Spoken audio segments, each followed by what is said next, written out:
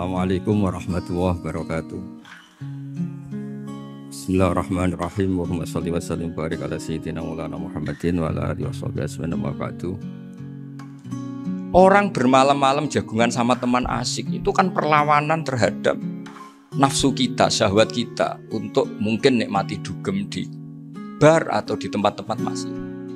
Itu setan di Indonesia tuh kakuati sama Ki Jawa. Orang supaya tidak tertarik maksiat itu Ki Jawa cukup ketemu kancane masak terong guyon, gejlok-gejlokan zaman mondok, suwengi lulus sangka maksiat. Bar wis tutup. Saya akan cerita sedikit tentang tradisi hujjah. Dulu lama itu kelihatannya sederhana, tapi kalau berargumentasi itu hebat. Tadi Gus Yofur menyebut kitab Mbah Hasyim itu mengharamkan kentong. Beliau masyhur itu punya kitab namanya Al-Jasus an Tahrimin Nakus. Intinya kentong itu haram. Secara dalil ini meyakinkan sekali karena ketika Rasulullah rembukan sama sahabat, kita dengan apa memaklumatkan orang kalau waktu sholat masuk. Ada sahabat yang usul pakai kentong. Dzakalin Nasoro itu Nasrani.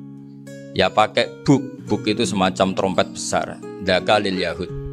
Kemudian ada yang usul kalau gitu api ya Rasulullah dzakalil Majus. Sehingga dari hadis itu Mbah Hasyim berpikir kentong itu haram. Tapi Mbah Fakih Mas Kumambang itu mengkritik Mbah Hasyim dengan ngarang kitab Hazruus an Tahrimin Nakus. Jadi beliau komentari kitab itu sambil geleng-geleng kepala. Kitab kok keliru nganti ngono itu. Jadi cara pikirannya siapa Ki Fakih. Kentong di Indonesia itu kanggo wedhus dicolong gitu. Pos kampling gitu. Kalau ada banjiran ya kentong, ada maling ya kentong. Jadi nggak ada persamaan sama sekali dengan kentong yang milik orang apa? Nasrani. Sehingga di pondok saya itu ada kentong tapi jelek sekali. Karena itu satu-satunya cara supaya beda dengan kentong yang di gereja. Kalau elek kan mirip kentong di pos kampling. Itu ya agak-agak ilmiah sedikit. Dulu ceritanya Gus Yofur itu saya teruskan. Itu singkat cerita, itu kalau yang di kejadian di Termas itu Mbah Dimyati sudah nyuruh semua kentong disembunyikan karena mau ada Mbah Hasyim. Cerita itu mukarrar di Ki Fakih sama di Ki Dimyati Termas. Setelah kentong dikumpulkan semua, Mbah Hasyim datang, seneng, ngiranya Syekh Dimyati ini sependapat dengan beliau, yaitu sama-sama enggak ada kentong. Tapi setelah itu ada santri yang matur, Mbah Dim pun beres kentong pun kula delikno sedanten. Itu di depan Mbah Hasyim. Jadi GR-nya Mbah Hasyim bahwa Mbah Dim itu sependapat akhirnya hilang. Ternyata ini akal-akalan tuh gitu.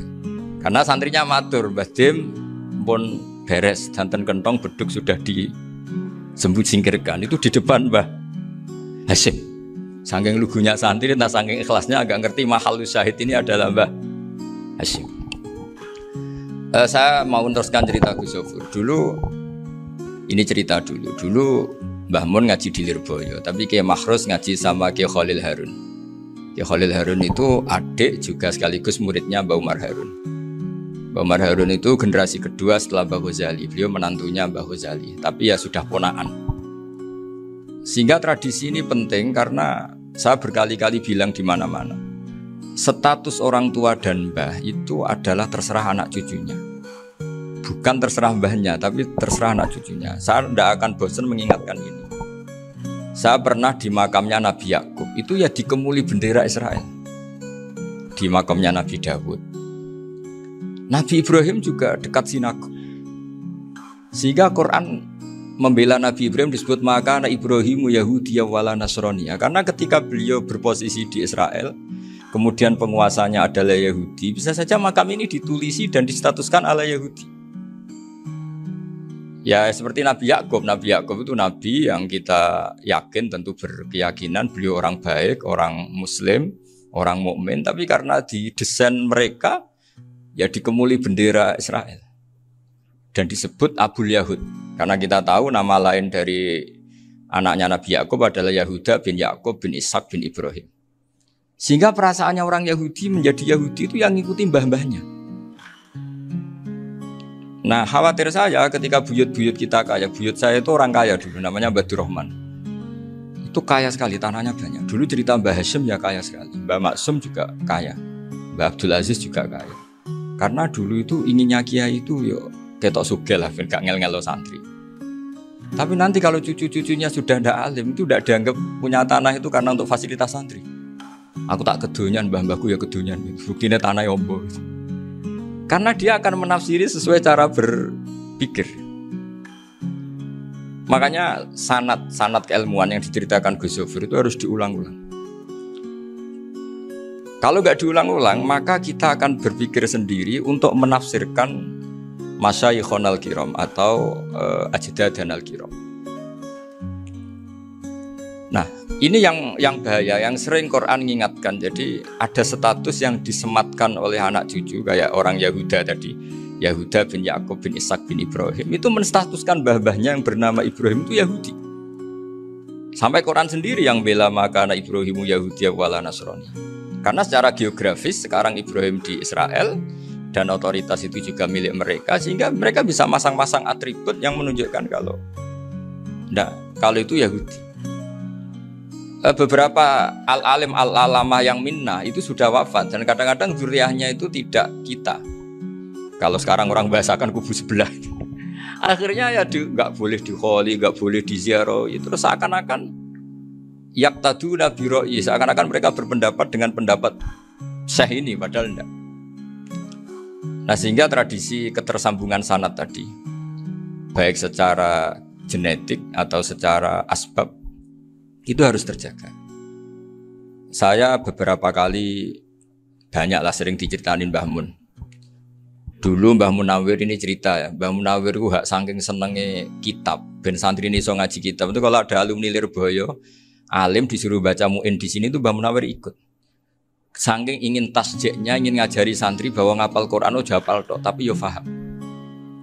Dan penggalinya Mbah Munawir itu sampai klimaknya dulu Mbah Zaini itu nate nikah sama Nyai Komariah kalau nggak salah, binti Karim binti Manap. Punya putra Gus Habib, Gus Toha yang diantara putrinya dinikahi Gus Rozin. Terus akhirnya kesampaian juga ketika Mbah Munawir punya mantu alim alamah namanya Mbah Ali Maksum, angsal Nyai Hasyimah. Sampai pondok Kramjak ma'ruf bil ilmi, terutama ilmu sorof dulu karena Mbah Maksum itu komplain fa'ala ya fulu kok terus fa'alan ya fa'ala ya fulu ya uful gitu kan, masuk fi'il kok jejer isim gitu. Jadi dulu kata Mbah Mun itu ada persaingan ilmu sorofnya Mbah Maksum Ali Kuaron sama Mbah Ali Maksum Jogja. Jadi walian tok, yang satu Maksum Ali Kuaron, yang satu Ali Maksum. Ya itu dulu saingan ngarang sorof. Nah ini yang menang siapa? Ya terserah duriannya. Kalau duriannya keren ya menang karena terserah yang kampanye. Saya bayangkan adekan Mbah Zubair tidak punya anak sealim Mbah Mun, mungkin kalnya Mbah Zubair juga tidak sewow kalau punya putra Mbah Mun. Karena saya berkali-kali bilang kalau dalam syair Arab itu kama takarroma, kadang dilafatkan kama tasyarrofa bi Muhammadin Adnanu. Orang berpikir Adnan itu siapa? Itu karena ada Nabi Muhammad SAW. Orang mencari-cari Mbah Mun itu mencari Mbah Zubair karena ada Mbah Mun. Orang mencari Mbah Dahlan karena ada Mbah Zubair. Wong kok alime ngono iku bapake sapa? Wong kok alime ngono iku putune sapa? Tapi kalau kita ini sudah ndak alim, ini orang sudah nggak tertarik nyari-nyari leluhurnya karena dianggap selesai. Jadi yang dengan tanda kutip yang menghabisi mbah-mbahnya itu ya mesti cucunya. Ini mau ngamuk, mau peringatan, tapi ini juga peringatan pada diri saya sendiri. Jadi sehingga zuriyah ini penting. Kenapa para nabi mesti donga zuriyatan thayyibah? Kenapa selalu berpikir tentang zuriyah? Wa ja'alaha kalimatam baqiyatan fi aqibi. Karena zuriyah ini yang nanti bisa menstatuskan leluhurnya. Seperti tadi cerita Mas Maftuh ini, tak puji betul, saya hari ini tidak ingin gojlok supaya kewalian saya tidak tergerus oleh kedoliman. Saya pernah diceritain Gus Zofur, juga sering baca buku tentang Mbah Maksum. Dulu Mbah Maksum kalau wasiat kembali ya gitu, kamu harus NU dan harus mempertahankan NU, tapi tidak dengan cara membenci Muhammadiyah. Dulu Mbah Mun juga sering cerita, dulu Mbah Hasyim tuh ngaji Syekh Mahfud. Nah, Mbah Ahmad Dahlan dulu namanya Darwis sering ngaji sama Syekh Khotib Minangkabau. Zaman itu Syekh Khotib sudah modern, sudah ikut gerakan Abdu, gerakan Al-Manar. Sehingga bawaannya Mbah Ahmad Dahlan ini agak agresif. Yang Mbah Hasyim karena hanya mulazim di Syekh Mahfud, hanya sesekali ngaji Syekh Khotib, beliau lebih seperti itu. Dan dua beliau ini sama-sama pernah ngaji Mbah Soleh Darat di Semarang, Mbah Hasyim sama Mbah Ahmad Dahlan yang dulu namanya Darwis. Jadi ini masih min muskatin wahidah mimam bain wahid. Sehingga kita tidak kaget ketika Mbah Ali Maksum mengomentari Muhammadiyah itu masih ahli sunnah wal jamaah. Makanya nanti terakhir saya baca kitabnya Bali dan sering saya pelajari. Andai kan kita ini sepakat dengan ilmu, ya kita tahu lah. Kalau Abu Hanifah itu tidak kunut, Imam Syafi'i kunut, berarti kunut itu mazhabnya Abu Hanifah, bukan mazhabnya Mbah Ahmad Dahlan. Apa ndak kunut itu mazhabnya Abu Hanifah, bukan mazhabnya Mbah Ahmad Dahlan. Kita kunut itu mazhabnya Imam Syafi'i, bukan mazhabnya Mbah Hasyim. Ini semuanya masih dalam bingkai ilmu. Adzan qabla subhi juga riwayatnya jelas. Tidak adzan ya sudah perilaku kita sudah jelas. Dulu Mbah Mun sering didik kita gitu. Saya sering dengar cerita kalau dulu Pak Arif Fakhruddin begitu hormat sama Mbah Ali, apalagi zuriyahnya Mbah Azhar Basir, karena beliau dulu ngaji di Termas. Dulu itu nggak ada masalah karena semuanya dianalisis pakai ilmu. Tapi sekarang pakai identitas, yang kunut tuh NU, yang nggak kunut Muhammadiyah. Berarti Abu Hanifah itu Muhammadiyah, Imam Syafi'i itu NU. Berarti Imam Syafi'i itu ya anak buahnya Ki Miftahul Ahyar kira-kira gitu kan anak buahnya Pak Said Akil. Kan terus jadi repot. Dulu kita ini pengagum ilmu bukan pengagum perbedaan. Sehingga di sini yang saya kagum dari sekian ceritanya Mbah Ali Maksum, supaya kitab ini to the point, supaya nggak lama-lama karena waktunya juga. Nanti kalau kemalaman ini kena semprit ini sudah. Ini diantara yang diceritakan Bali itu unik. Imam Syafi'i itu sering tawassul, sering wasilah sama siapa itu? Abu Hanifah. Ini sudah tak petakan, saya baca yang sensitif-sensitif lah. Yang ini ya. Ziyar al-Babus Samin, terus sebentar ini yang bab tawassul.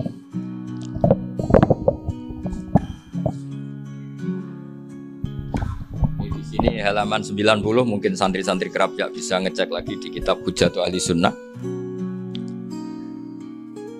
Ketika cerita tawassul, di antara yang diceritakan Bali Maksum adalah perilaku ya, bukan sekedar statement tapi apa? Perilaku. Perilakunya Imam Syafi'i atau ahwalnya kalau bahasa halusnya, yang selalu ke makamnya Abu Hanifah untuk tawassul. Padahal Imam Syafi'i itu orang yang secara ilmu sering kritik Abu Hanifah. Jadi ini saya baca ini di halaman 100, jadi tawassul mulai halaman 9 berapa ini sampai halaman ini yang qala sami'tu Syafi'iyya yaqul inni la atabarraku bi Abi Hanifah wa aji'u ila qabri fi kulli yaumin zairan fa idza uridat li hajatun shallaitu rak'atain, halaman 100, waji'tu wa sa'altu wa ta'ala al hajat indahu fama tab'udu anni hatta tuqda. Kanal Imam Syafi'i ayyama huwa bi Baghdad yatawassalu bil Imam Abi Hanifah yaji'u ila dharihi fayusallimu alaihi wa yatawassalu ila Allah bihi fi qada'i hajati. Terus wa yatawassalu Imam Ahmad bi Imamina Syafi'i. Jadi di antara yang diceritakan Mbah Ali Maksum itu betapa Imam Syafi'i yang terkenal sering mengkritik Abu Hanifah dalam tatanan fikih karena beliau tidak percaya ada istihsan. Abu Hanifah berpendapat adanya istihsan, dan kita tahu lah ikhtilafu Syafi'i wa Abu Hanifah itu besar sekali. Tapi beliau itu tahu Abu Hanifah itu orang yang sangat soleh. Abu Hanifah itu kalau ketemu sama orang yang utang beliau itu yang lari bukan yang utang Abu Hanifah, karena takut orangnya itu izin. Jadi kalau ketemu yang utang di jalan itu yang sembunyi itu Abu Hanifah. Kenapa engkau sembunyi? Ada yang utang saya lewat, nanti orangnya malu.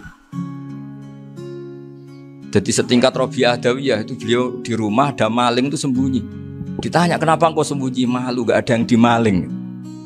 Malu sama malingnya karena serumah itu gak ada barang yang layak dicolong itu. Itu Robi'ah dia sembunyi. Itu yang bisa niru itu Abu Hanifah.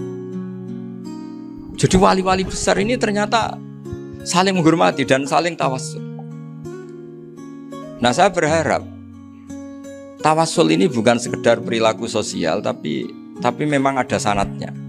Sehingga terus diceritakan Bali di sini dulu istaqa Umar bil Abbas. Kata siapa tawassul harus dengan Rasulullah SAW? Dulu istaqa Umar bil Abbas. Sayyidina Umar itu tawassul istisqa dengan Sayyid Abbas. Padahal kita tahu Sayyid Abbas ini tidak nabi. Terus beliau cerita sampai Imam Syafi'i tawassul sama Abi Hanifah. Sehingga nggak ada perdebatan itu kan Umar. Kalau Umar kan ada jaminan boleh diikuti karena beliau sahabat. Bali cerita tentang Imam Syafi'i yang tawasul dengan Abu Hanifah. Seargumentatif itu. Sehingga ada cerita dalam sebuah tafsir. Ya, saya ulang lagi, ada cerita di sebuah tafsir. Kenapa Nabi Musa ditanya Allah, wa matilka biyaminika ya Musa? Ma'ana wa ta'ala a'lam. Tentu Allah sangat tahu yang di bawah Musa itu apa. Karena Allah tahu Nabi Musa itu grogi. Orang dipanggil Wali Maksum pasti grogi, santri dipanggil Mbah Mun pasti grogi. Kenangan saya setiap dipanggil Mbah Mun ya mesti tanya, yang ringan-ringan, wis sarapan ya. Arung sarapan ya sarapan. Pas sarapan ya kan tanduk mangan sing enak, wong santri ora tau mangan enak. Ya enggak pernah ngomong yang penting, ngendikan yang penting. Nah, karena Nabi Musa ini grogi, ini sebagian tafsir. Itu ditanya yang ringan, saiki iku nggawa apa? Karena pertanyaannya ringan, Nabi Musa juga ringan. Ya Nabi Musa itu sampai lali, itu pangeran sing ya'lamu sirra wa akhfa. Diterangno. Niki tongkat Gusti. Gunane kathah Gusti tongkat iki. Qala ya asaya atawakkau 'alaiha wa ahusyu biha 'ala ghanami wal ya fiha ma'arif ukhra. Oh, tongkat Gusti niki penting Gusti. Nggih nak. Nggih macam-macam lah Gusti. Atawakkau 'alaiha wa ahusyu biha 'ala ghanami kangge menghalo kanggo. Masih terangno terakhir dan yang lain-lain Gusti. Wal ya fiha ma'arif ukhra. Sehingga akhirnya rileks. Karena Nabi Musa terus ngerti. Ternyata ketemu pangeran itu gak seserem yang saya bayangkan gitu. Pertanyaannya ringan. Itu ada ilmunya. Tapi cerita ini yang versi tafsir ini tidak yang seperti di Manaqibul Ghazali. Di beberapa kitab tentang Manaqibul Ghazali diceritakan di alam roh Nabi Muhammad SAW itu yubahi bi ummati, saking yubahinya sampai ngendikan ulama ummati ke anbiya'i Bani Israel. Ulama umatku itu pinternya atau statusnya itu mirip-mirip lah. Kaf itu ya mirip-mirip kayak ulamanya nabinya Bani Israel. Akhirnya Nabi Musa itu tersinggung sekali. Bagaimana mungkin ulama disamakan dengan apa? Nabi. Sehebat-hebatnya ulama itu kan tidak akan yabluhu darajatan nubuwah atau yartaqi ila darajatin nubuwah. Itu akhirnya ya kalau kamu nggak percaya panggil. Yang dipanggil Imam Ghazali. Ya Nabi Muhammad juga gak mau kalah gitu. Kalau manggil ulama RT ya kalah keok gitu. Akhirnya Imam Ghazali datang, ditanya sama Musa, "Mas muka, nama kamu siapa?" "Ana Muhammad bin Muhammad Al-Ghazali At-Tusi Asy-Syafi'i." Itu disebut panjang sih. Nabi Musa guyu-guyu. Kamu ulama kok ngomong yang gak penting, ditanya namanya kok penjelasannya sepanjang itu, dianggap itu satu kesalahan. Masa tanyanya nama kok ditanya jawabnya Muhammad bin Muhammad Al-Ghazali At-Tusi Asy-Syafi'i, kepanjangan itu. Ketika Nabi Musa agak mencibir, agak gimana itu, terus saya Imam Ghazali, kalau ini masalah, lebih masalah jenengan. Apa itu? Yang tanya jenengan tuh Allah ya alamu sirra wa akhfa, dan Allah hanya tanya wa ma tilka biyaminika ya Musa. Harusnya jenengan jawab asoya titik, bukan kepanjangan. Atawakkau 'alaiha wa asyubiha itu kepanjangan. Allah tanya yang di bawah kamu itu apa? Yang di tangan kamu. Harusnya jawabnya hanya asoh ya. Tapi kenapa penjelasannya sepanjang itu? Sampai terakhir waliya fiha ma'aribu ukhra. Pinter tenan kayak gitu. Terus ada Nabi Musa terus bilang, ya pinter tenan gitu. Padahal kita tidak pernah GR seperti itu kan, kebetulan Imam Ghazali. Kalau yang lain mungkin ya keok lah kira-kira gitu. Tapi ini cerita dalam khazanah keilmuan. Bener yang dikatakan Gus Zofur. Saya termasuk orang yang pernah mondok Lirboyo Pasanan. Jadi setelah saya disuruh nemani Gus Kamil, tahun berikutnya Gus jenengan disuruh. Pokoknya anakku mbok sakulan lah kudu tahu mondok Lirboyo. Piye aku tahu ngaji Wakarim. Terus yang disuruh mbaturi Gus Kamil itu saya. Jadi saya pernah 1 bulan tuh di Lirboyo. Karena saya ini santri beling ya, kontraknya pokoknya penting ziarah Bakarim. Biasanya nggak pernah ngaji ya. Pokoknya gerbar ngisa. Ziarah ya sudah. Ngaji subuh ingat saya sama Gus Imam. Itu dari 17 hari ingat saya ngaji 2 kali. Tapi kalau ziarah ke Bakarim sudah lupa jumlahnya karena memang kontraknya disuruh ziarah. Sampai seperti itu. Dan saking senengnya bangun sama Bakarim saya masih ingat. Ngamplopi salam template itu masih ingat untuk Gus Anwar, untuk Gus Imam, untuk Gus Kafabi, termasuk untuk Gus Maksum.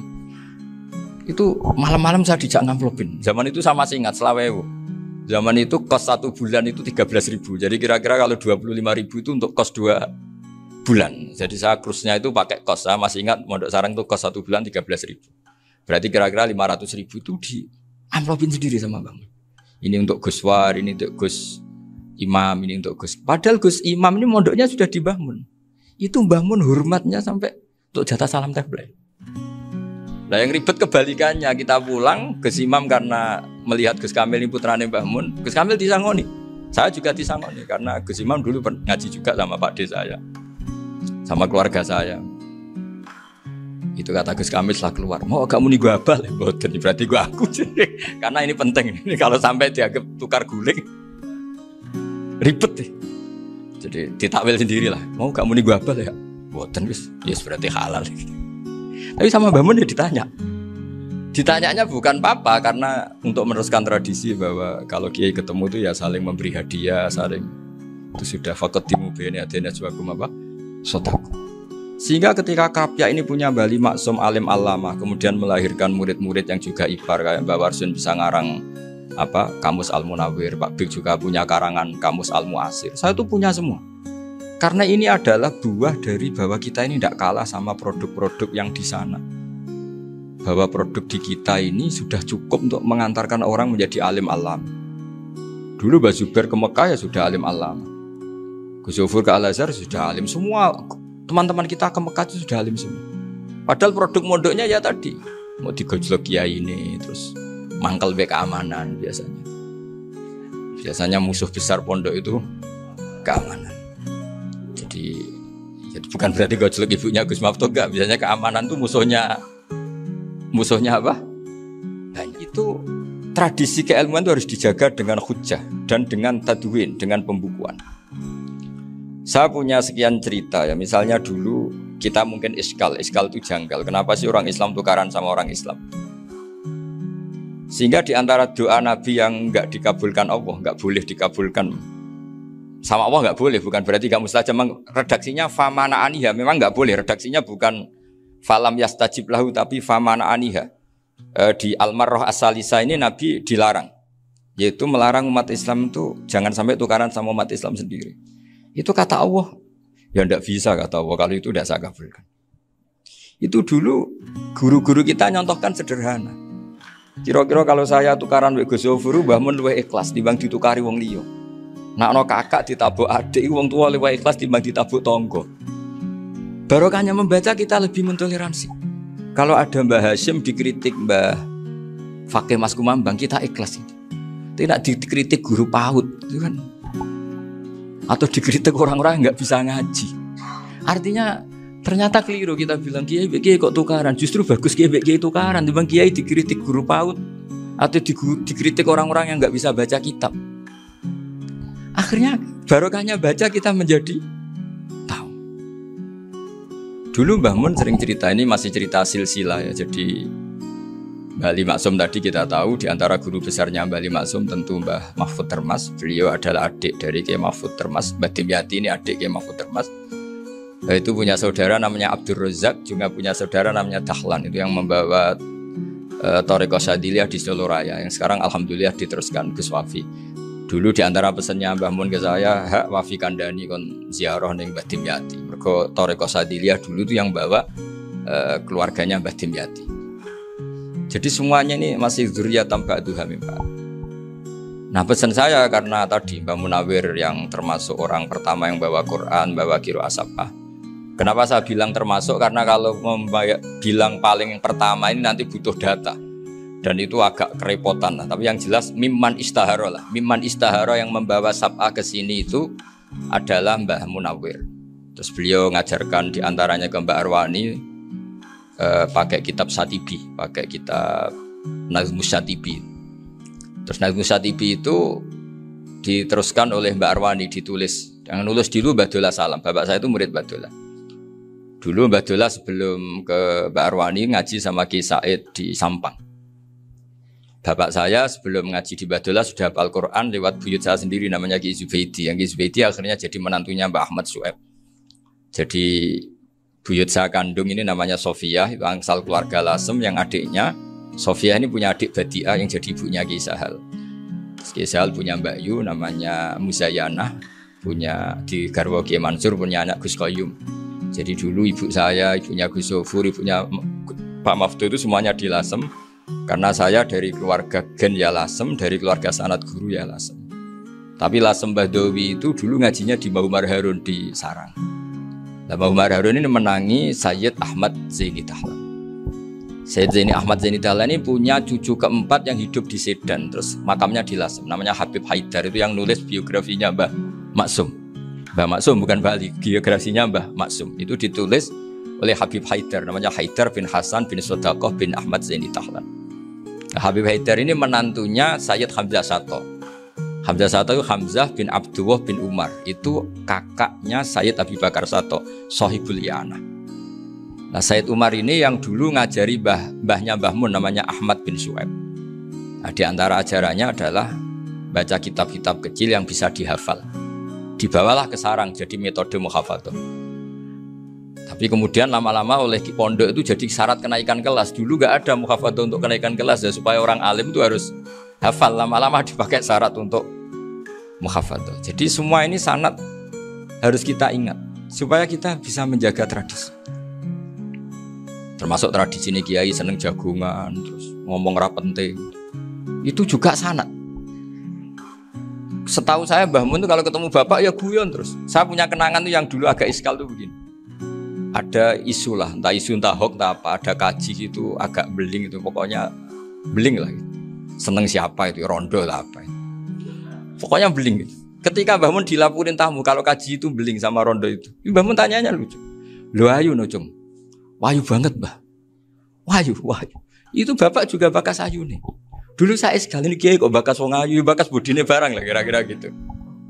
Tapi setelah saya tambah alim, tambah ngerti itu, kata bapak gini, ya apik bakas ayu hak timbang iya no malah qadzaf. Ternyata seni. Sekali Mbah Mun atau bapak bilang, waji kok zino kaji, maka larinya ke qadzaf. Maka menghindari bahasa menuduh, ngomong yang enggak penting. Lho ayu no. Jadi kiai dulu tuh orang sok suci tapi menghindari hal-hal yang jadi punya seni untuk ngelola kehidupan.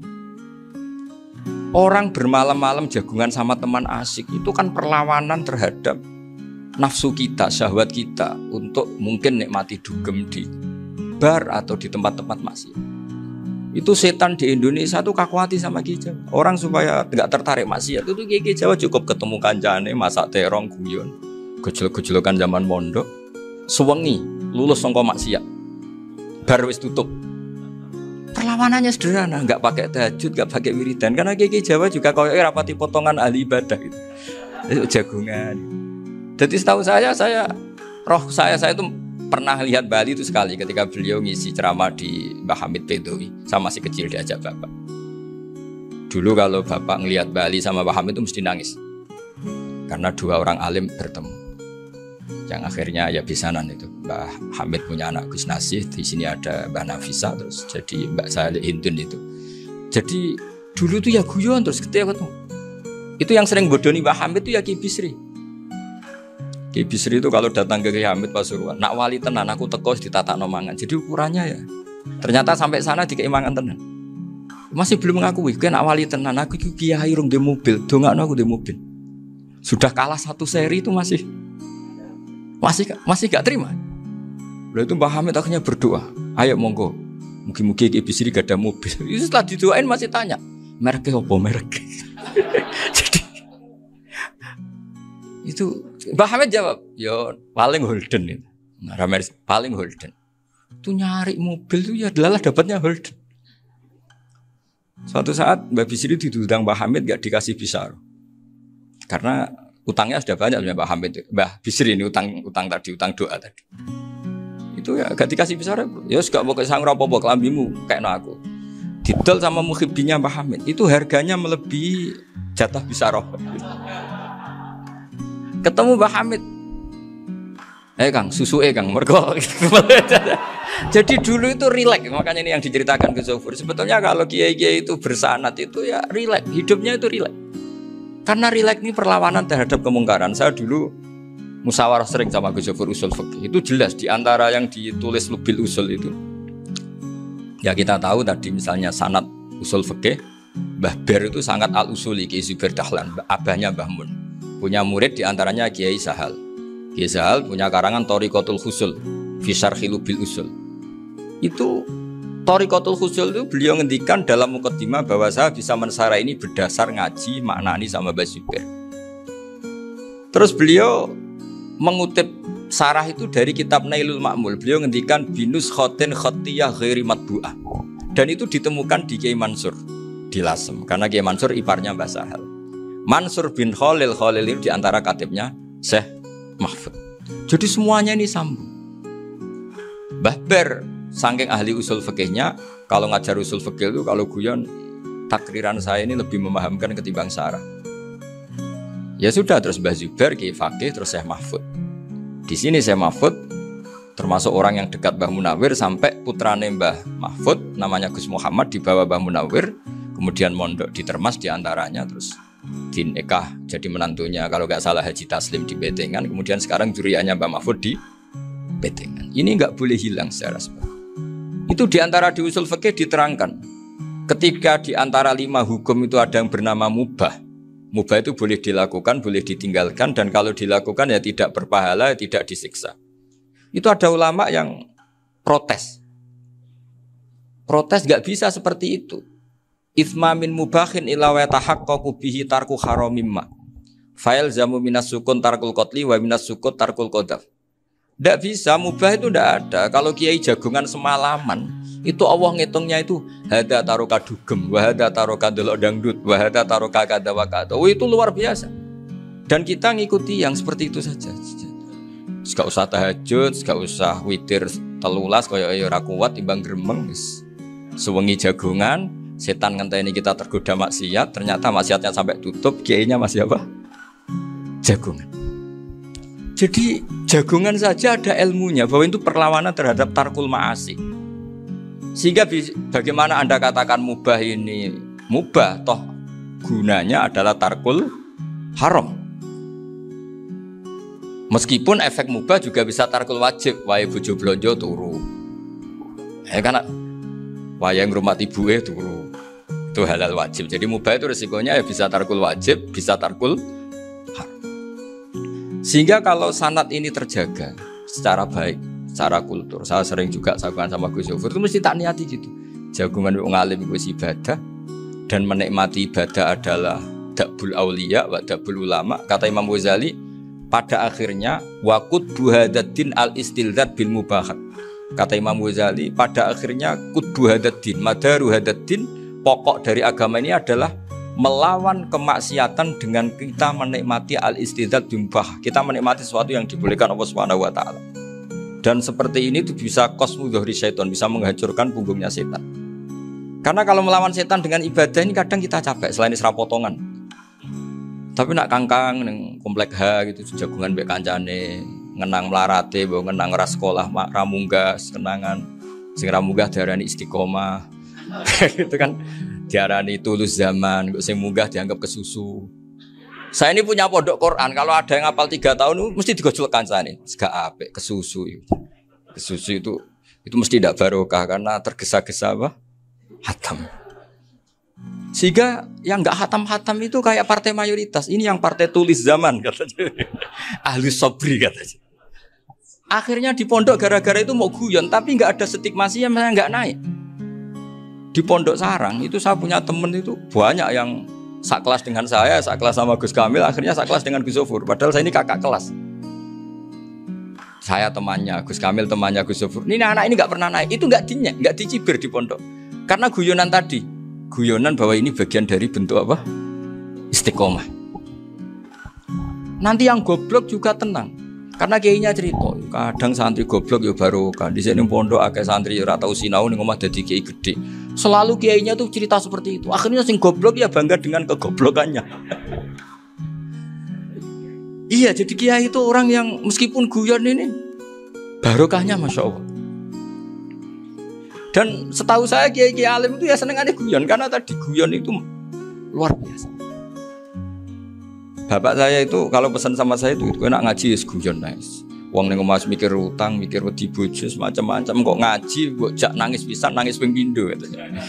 Sudah jak guyon ae. paling gak lali.